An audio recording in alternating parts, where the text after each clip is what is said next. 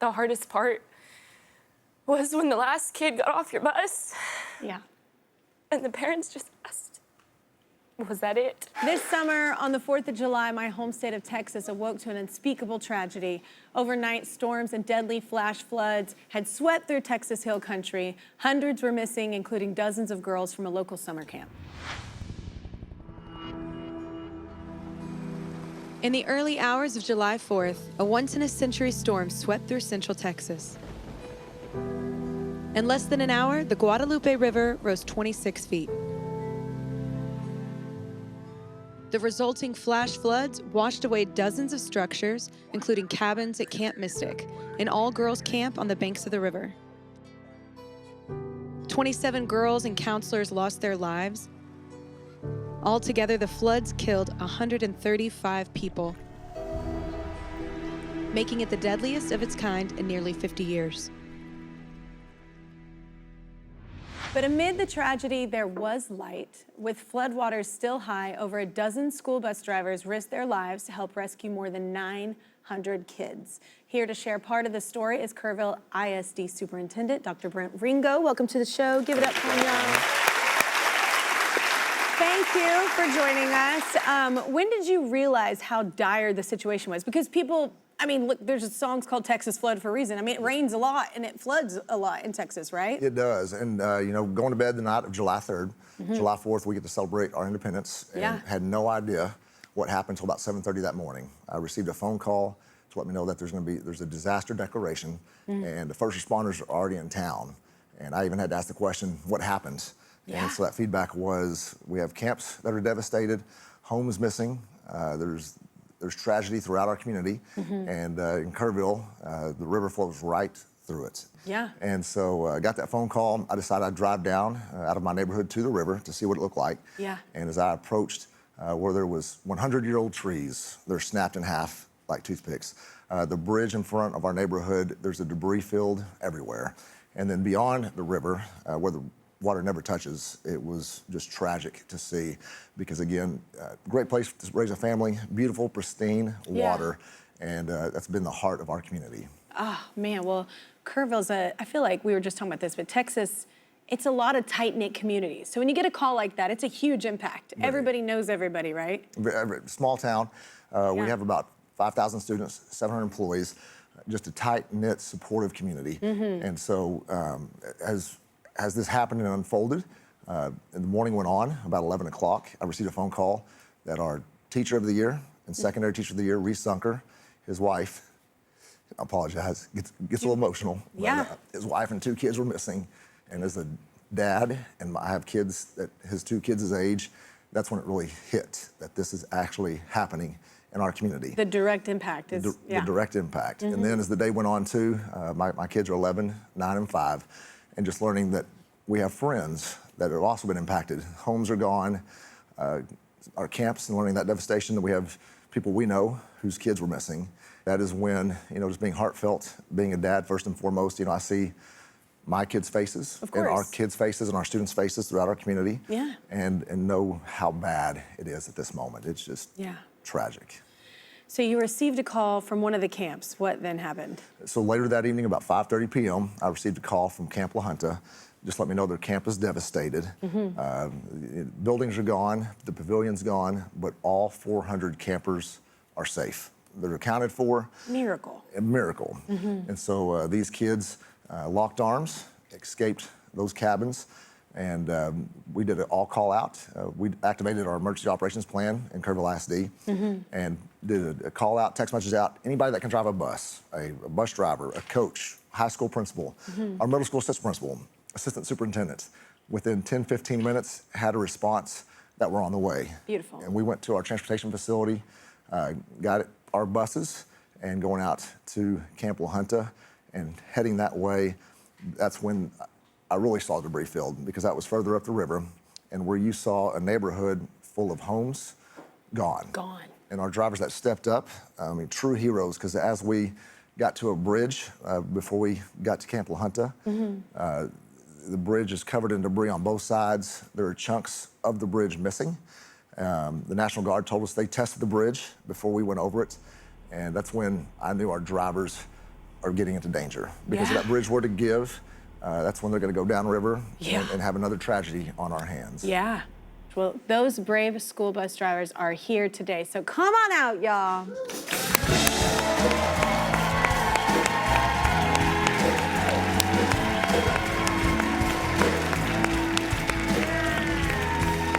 Let's welcome them. On the top row, we've got Don, Hal, Mickey, Vince, Chris, Jerry, and Ken. And on the bottom row, please welcome Monica, Rick, Tom, Aubrey, and Amanda. Give it up for these drivers, y'all.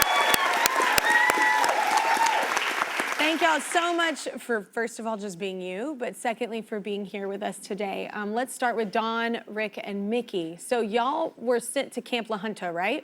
Yes. Yeah. Yeah, we got the call early evening, and as soon as we got that call and what it was about, we were out the door, heading to the transportation office, getting on our bus and flying down the road to get to those kids. The trip out there was devastating. And I'm actually the proud high school principal at Tybee High School. And I had the privilege of driving the lead bus when we answered the call. I knew my way out there, so I jumped in the bus along with one of our assistant superintendents, Shelby Balzer.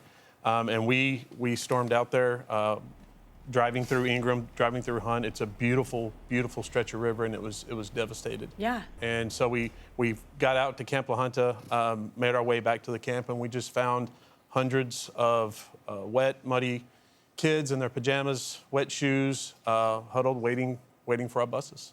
Yeah. They were in swim trunks or whatever they were sleeping in, didn't have shirts, shoes, sorry. Do not apologize.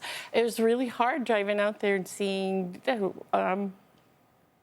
how everything was torn up. And I greet my kids every day and hear these kids. It's like, just come on, let's get you home. Let's get you to your parents. So after evacuating the boys from Camp La Junta, the drivers got word that the girls at Camp Mystic needed help, and we're going to go to Aubrey and Amanda for this. And Aubrey, I can't believe this. This was, you had just gotten your bus driver's license, right? Mm-hmm. Which is so scary. It's scary in general, but like to be the first time you're doing it, like what happened? Well, when we got to our bus barn, we were thinking we were going to be in the same bus because they only called me, so we thought they only needed one bus. So I was going to make Amanda drive, so I didn't have to drive. And then we got there, and they were like, well, can you both drive? And we were like, well, Absolutely. Okay. So yeah, no time to be nervous. Yeah. She's driven a bus before. She just didn't have kids, and so she was nervous. We both were nervous, but all day, I think everybody just wanted to help, and we wanted to stay out of the way of our first responders, and we were just waiting. And so when we got that call, everybody just hopped in. Like, we just, give me the keys. It was just a normal day, and we were just gonna go pick up kids. When we picked up our girls from Camp Mystic, we took them to the reunification process. Basically, triage, they're making sure everybody was okay. And they really had to take pictures to see what kids we had, because parents obviously were just in complete shock. They didn't know what kids we had. After that process, we took them to another location. So it's just a lot of steps that we had to take, which was really scary for them. Mm-hmm. They did an absolutely fantastic job, the counselors and everybody, just keeping everybody warm and safe. And I think we all did a great job with that. It was awesome to see all of the parents reunited with their kids. The hardest part was when the last kid got off your bus. Yeah. And the parents just asked, was that it? So it's hard. I have a 3-month-old, a 2-year-old. And looking, at the parents, I can't. Yeah, it's awful. But, Jerry, I'm gonna talk to you now. So something special happened on your bus, and what was it? The girls came in, I told every one of them they were safe, and they go, we are safe. And then they started singing Christian songs, comforting each other. It was very comforting, and driving in the devastation. It was It was catastrophic out there, the devastation, but they comforted each other. Seeing. Therapeutic way to stay calm, yeah. The drivers continued working over the next 48 hours, and on July 5th, they evacuated 200 additional campers from Camp Waldemar. Altogether, these heroes actually helped rescue over 900 children, which is...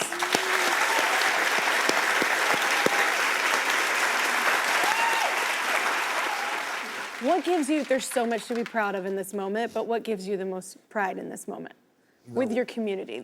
Our community, our drivers are more than just drivers. They are heroes, and I know if I love on them, they're gonna love on our kids, and they did that day, and it just makes me so proud to see the support and them stepping up in a moment's notice, not even knowing what they're getting themselves into, and helping 900 campers out. And you know, our community is a very resilient community. I believe our classrooms are more than just classrooms. They're a place that's gonna provide strength to our students, to our parents, and our families. And so we housed over 400 first responders starting July 4th that morning, getting a call and getting them in our facilities to conduct their operations of rescue and recovery. And so they slept there, ate there. We were able to support the people that took care of our community. And you know, as a dad, if people are able to show up and do those things, our team, I'm just honored and humbled our team was able to do that too on July 4th and July 5th. Nothing like being a beyond. part of a community that does show up for each other. That's Yes. the coolest, and I'm most proud of that, growing up in that environment. Kids are back in school, so how is the community holding up? You know, Kerrville is a very resilient community. I cannot thank our leadership team enough, Shelby Balzer, Jarrett Jihadi, and Julie Broskoff. As we came back together, you know, Reese Unker, our coach that we lost, his motto with the soccer players was always, "You'll never walk alone." And so we've embraced that motto with our team members to tell them, "You will not walk alone." And so we're taking this day by day. It's going to be a long-term recovery as we go through this. And so this year, we were able to make sure all 5,000 kids received backpacks and school supplies. We wanted to take that burden off our parents as much as we could, and the outpouring of support coming in helped take care of that. And so now we're in the process of the emotional support. It is, everybody knows somebody that has lost someone. And so we have counselors in our buildings, outside of our buildings. We want to make sure our families are taken care of on their time. And so it is going to be a long-term recovery process to make sure everybody's taken care of. Yeah. Oh my God. One of the many organizations helping Kerrville get back on its feet is the Children's Bereavement Center of South Texas. It's a mental health nonprofit that provides therapy and counseling to communities like Kerrville. We have Christina, their CEO, in our audience. Hi, Christina. So, Christina, you have counselors in Kerrville right now, right? We do. We have counselors in Kerrville. We have counselors in Hunt.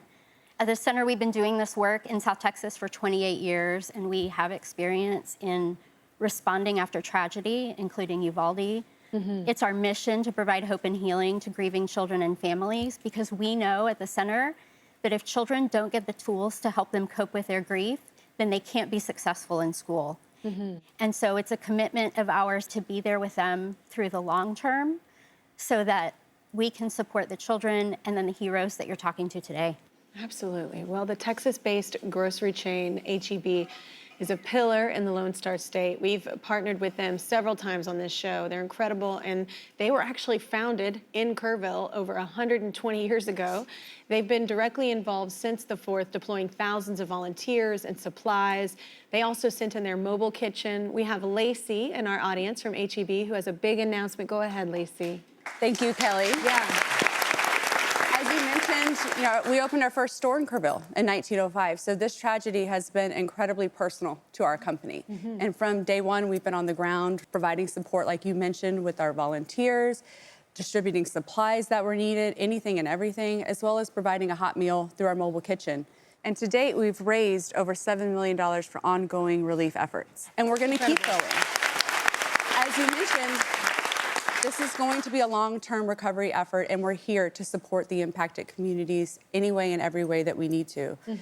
Because truly providing aid in times of disaster is at the cornerstone of our Helping Here philosophy. And we truly live it out every single day as a company, and I'm very proud of that. And with that, very impressed and feel the importance of the vital role that the Children's Bereavement Center of South Texas is playing in this healing process for so many families and individuals and heroes like you have out here on stage. So I'm proud to announce that we would like to donate $50,000 to support your continued efforts.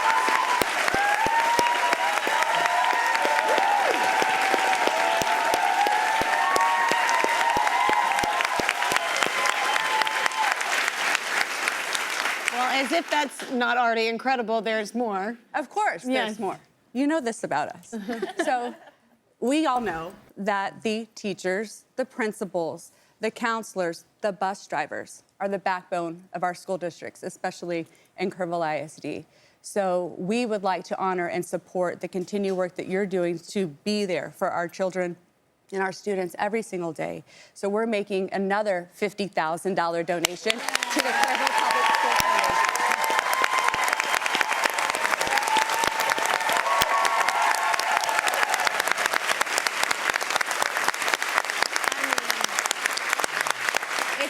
Incredible. You're incredible what y'all are doing as a company. I want to add one more thing, though. The people on our stage were heroes before this tragedy. Let me say that again. They were heroes before all of this, what you do.